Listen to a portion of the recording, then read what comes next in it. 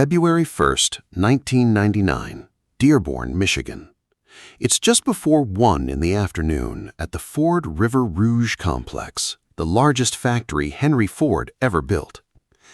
Inside the powerhouse, the building that feeds steam and electricity to the entire plant, boiler number 6 has been shut down since 8 that morning for routine annual maintenance. It isn't burning anything. It isn't making steam. On paper, it's the safest machine in the room. At about 1 o'clock, it explodes. The blast tears through the powerhouse, injures more than 30, and eventually claims 6 lives. The building will stand ruined, with the machines still inside for the next 25 years. A shut-down boiler, unfired for maintenance, does not simply blow up. So how did this one become a bomb? Rewind a few minutes. It's an ordinary Monday shift. Around 70 people are working in and around the powerhouse, a brick cathedral of a building topped with 8 tall smokestacks, the most recognizable silhouette on the whole Rouge skyline. 5 of the 7 boilers are running, doing what they've done for decades, pushing steam out to a steel mill, an assembly plant, a glass plant, and everything in between. Boiler number 6 is the quiet one. A crew has spent the morning taking it offline, closing valves, isolating fuel lines, working through a shutdown that happens every single year. Outside these walls, the rest of the complex hums along. Trucks roll off the line. Furnaces pour steel. Nobody in the building has any reason to think this day is different from 1,000 others. What the crew can't see yet is that number 6 isn't as sealed as it should be. Somewhere in the valve lineup, there's a gap that hasn't been caught. Nobody knows it yet because nothing in the room is built to tell them. To understand why one boiler mattered this much, you have to understand what the Rouge actually was. Calling it a factory undersells it badly. Henry Ford bought the land in 1915, and by the time the complex was completed in 1928, it covered around 1,100 acres along the Rouge River, just outside Detroit. Ford didn't want to depend on outside suppliers for anything, so the site got its own blast furnaces, its own steel mill, its own glass plant, tool and die shops, a stamping plant, an engine plant, roughly 100 miles of internal railroad track, and its own fire department. Ore boats sailed up the river and docked at Ford's private slip, unloading iron ore straight into the plant's storage bins. At its peak in the 1930s, more than 100,000 people worked here. Ford liked to boast that iron ore arriving on a Monday could be part of a running car by Wednesday, or to automobile in about 28 hours. Nothing else on Earth worked at that speed and that scale. But a city that size runs on energy, enormous amounts of it, and nearly all of it flowed from one place, the powerhouse. Finished in the early 1920s, it was one of the first major buildings on the site, and for good reason. Nothing else could be built or run without it. In its early years, the plant generated so much power that Ford sold the surplus to the surrounding community.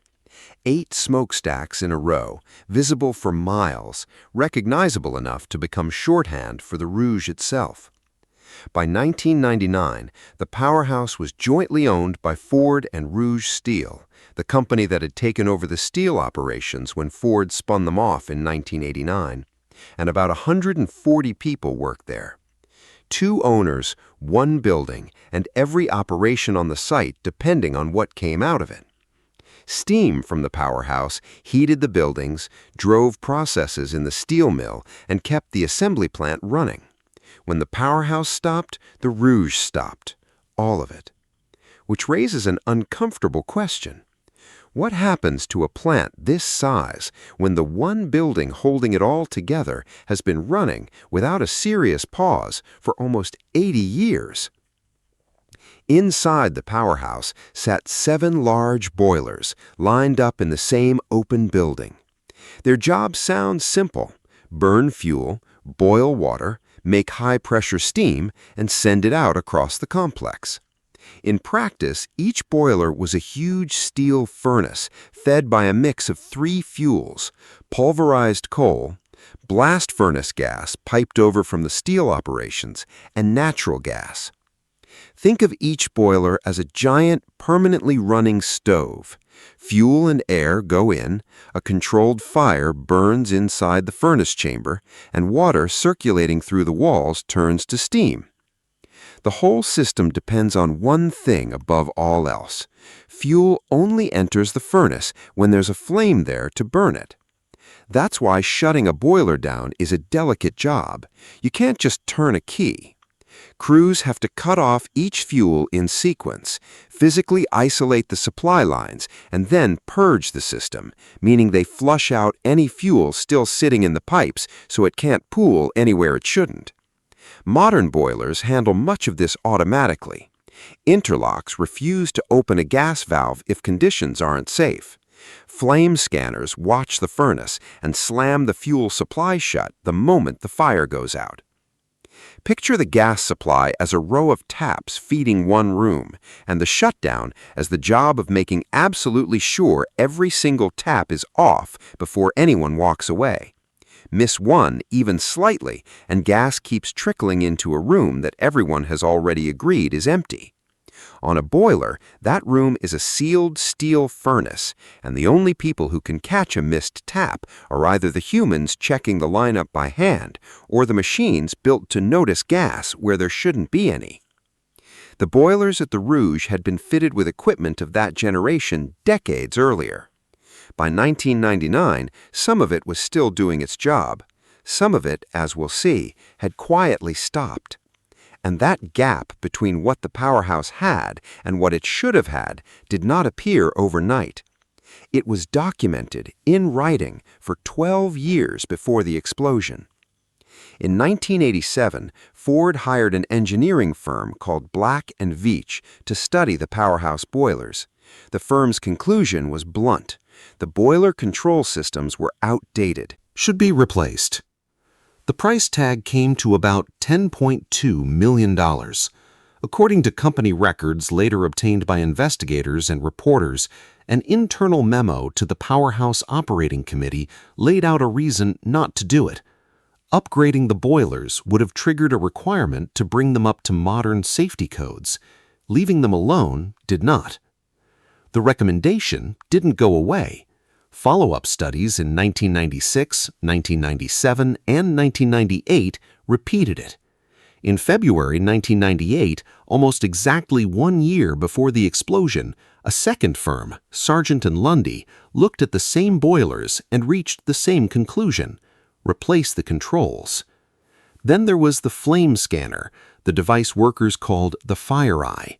Its entire purpose is to confirm that a flame actually exists in the furnace and to cut the fuel if it doesn't.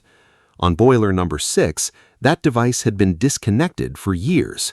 Ford's own manufacturing vice president later acknowledged the unit had been taken out of service as far back as 1966, saying it never worked properly and kept shutting the boiler down even when everything was fine. So instead of fixing it, the operation learned to live without it. For decades, the one instrument built to detect exactly the condition that would eventually destroy the building simply wasn't part of the system. But hardware was only half the problem. State investigators later found that the powerhouse lacked adequate written procedures for safely shutting a boiler down. Think about what that means in practice.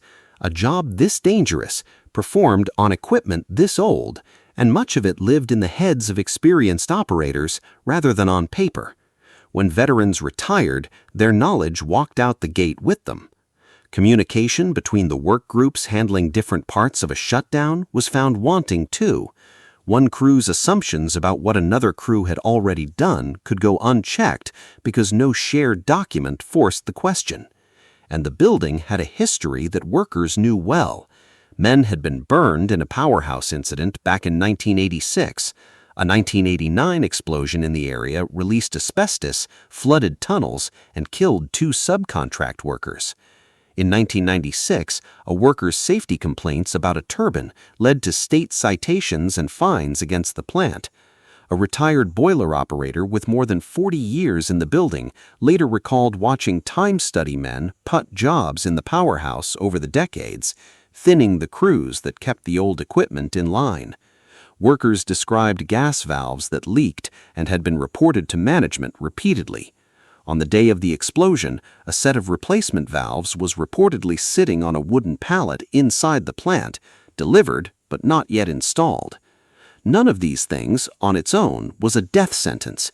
An old control system can run safely with careful hands. A missing flame scanner matters less when the boiler is burning normally. Thin procedures can be papered over by veterans who know every valve by feel. That's exactly how risk gets normalized.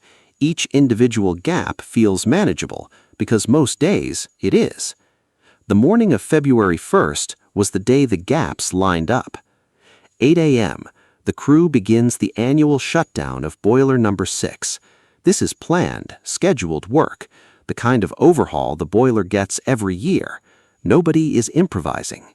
There's a sense that the finish line is in sight, because the powerhouse itself is living on borrowed time.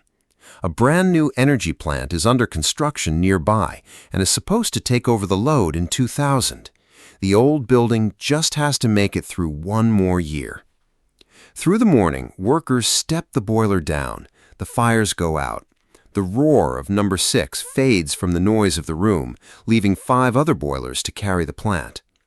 In the control room, operators keep watching the units that are still running because the Rouge outside doesn't slow down for maintenance.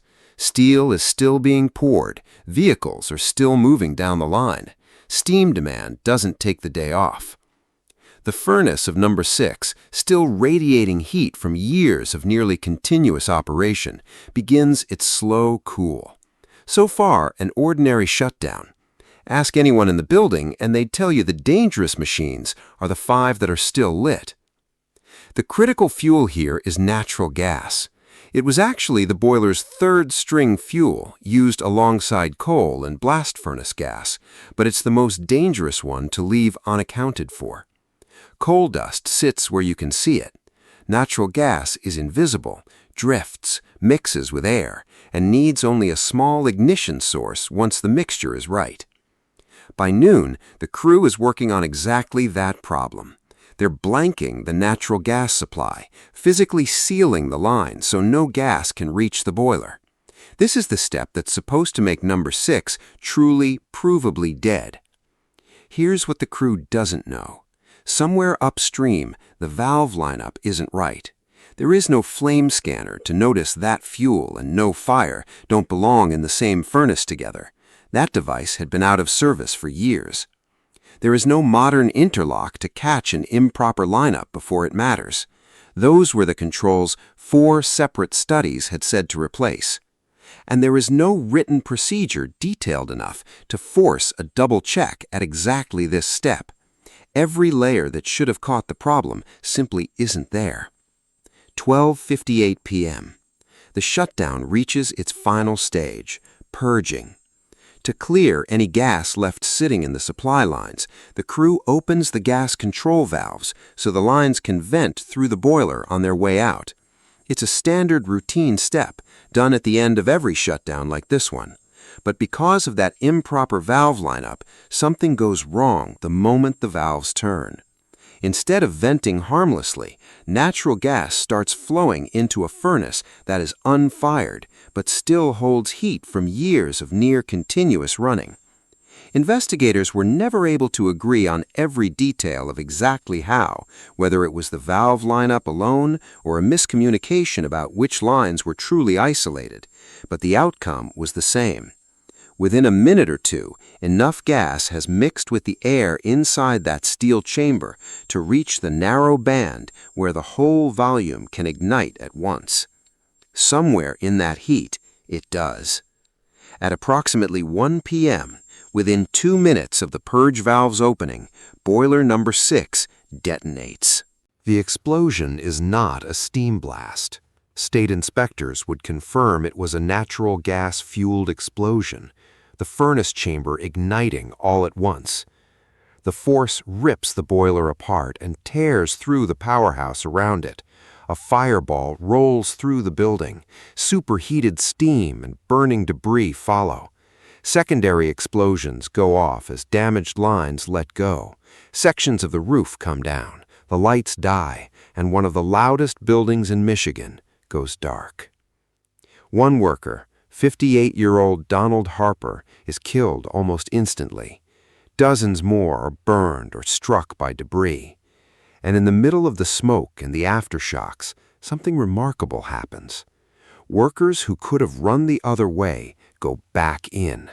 They drag injured coworkers out of the wreckage while the building is still coming apart. Others race to shut valves and cut off gas and fuel flows, decisions made in seconds that likely prevent an even larger disaster. 19 people are rushed to hospitals, many to burn units across Michigan and Ohio. Across the complex, steam pressure collapses and production at the Rouge grinds to a halt. The fire is eventually brought under control. The building is not saved. Neither, in the weeks that follow, are 5 of the injured men.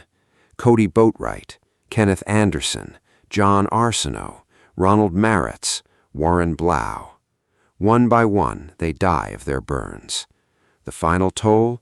6 dead, 14 critically injured, one of the deadliest industrial accidents the American auto industry had seen in decades. So now the question from the beginning: how does a boiler that's been switched off for 5 hours explode? The short answer is that it was never really off. The valve lineup during the shutdown was improper, and gas leaked through into the furnace. But that answer only explains the fuel. It doesn't explain why nothing caught it, and that's where the investigation went. Michigan's Occupational Safety Agency, MIOSHA, and the State Bureau of Construction Codes spent 7 months on the case. That's a long time for a boiler investigation, and part of the delay, state officials said openly, came from Ford's reluctance to hand over safety records and other documents. At one point earlier in the year, MIOSHA officials went as far as accusing the company of obstructing the investigation. When the report finally landed in September 1999, its conclusions drew a straight line through everything we've covered. The direct cause was natural gas accumulating in the furnace of boiler number 6. Behind that sat inadequate procedural controls for safe shutdown, improper valve lineups, and poor communication between the work groups doing the job.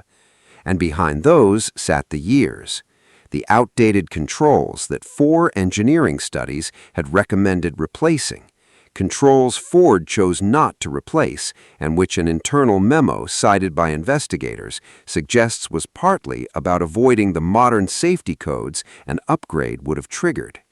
The FireEye flame scanner, out of service since the 1960s by Ford's own account. The written procedures that didn't exist in adequate form. The training and housekeeping issues cited by inspectors. 15 violations in all. Notice what's missing from that list: a villain. No single person made a catastrophic mistake. No one act explains the explosion. Workers at the plant said as much themselves. In all the conversations after the disaster, nobody blamed the crew. Every layer of protection that should have stood between a leaking valve and a dead coworker had been thinned out, one reasonable-sounding decision at a time, over more than 30 years. The leak was just the day the last layer failed. Ford's manufacturing vice president argued the operation had run safely for over 3 decades and that no single fix would clearly have prevented the disaster. A Michigan OSHA official saw it differently, saying of the recommended upgrades, clearly the accident wouldn't have happened if they had been made. In September 1999, Ford and the United Auto Workers reached a $7 million settlement with the state. It included a $1.5 million fine, at the time the largest the Michigan agency had ever levied, with the rest funding safety programs, medical research, and training. No criminal charges were filed. It's easy for a story like this to end in fines and citations, as if $7 million closes the ledger. It doesn't. Donald Harper was 58 years old and died at the plant that afternoon. Cody Boatwright was 51. Kenneth Anderson was 44. John Arsenault was 45. Ronald Moritz was 46. Warren Blow fought his injuries for weeks before he died. These were veterans of the plant, men with decades at the Rouge between them, and they spent their last working morning doing the job the way it had always been done. 19 co-workers who survived carried burns severe enough to need specialized treatment in burn units across 2 states, months of skin grafts and recovery for injuries that don't heal on any settlement's timeline. In the hours after the blast, UAW Local 600's hall became a gathering place for their families, handing out information, counseling, even fresh clothing for workers who had walked out of the building with nothing. Bronze plaques bearing the 6 names were later placed at the complex, and February 1st is still marked by the people who were there. The powerhouse never ran again. The new energy center took over the load. The Rouge kept building cars and trucks, and the old building was sealed up with its turbines, boilers, and control panels still inside, like a ship abandoned at sea. Nobody hauled out the machinery. Nobody stripped the control room. The clocks stopped where they stopped, and the building that had run for close to 80 years without a real pause went silent in a single afternoon and stayed that way. Demolishing it turned out to be its own engineering nightmare, one that took 25 years to solve. The blast-damaged structure was unstable, unsafe for crews to simply walk into. It was packed with asbestos from decades of construction, and underneath and beside it ran live utility lines still feeding the working factory next door, meaning any wrong move during demolition risked shutting down the very factory the powerhouse used to power. Companies studied the problem as far back as 2008 and walked away from the job more than once. Ownership questions didn't help either, with Ford and the steel operation next door changing hands over the years while the ruin just sat there. So the building simply stood there. For a quarter of a century, drivers on the highway could see those 8 smokestacks, dark against the sky, over a factory complex that was still very much alive around it. In 2024, a pair of urban explorers finally got inside and filmed its frozen interior for their channel, dust settling on gauges that once measured the pulse of American manufacturing. That same year, a demolition contractor was finally awarded the job, working alongside environmental crews to carefully sequence the abatement and teardown around all those still live utilities. By late 2025, the powerhouse was gone. The Rouge is still there. It builds F-150s today, over a century after the first ore boats docked at Henry Ford's slip. The complex survived the Depression, a war, and the collapse of the old Detroit, and it survived February 1, 1999. But for 25 years, anyone who looked at its skyline saw the reminder standing in the middle of it. The building that powered an empire, emptied in an afternoon by a chain of small, survivable, ordinary decisions that were each allowed to stand until they finally met. The heart of the Rouge didn't stop because of one broken valve. It stopped because for 30 years, nobody believed it could. If you want more stories like this one, subscribing helps the channel more than you'd think.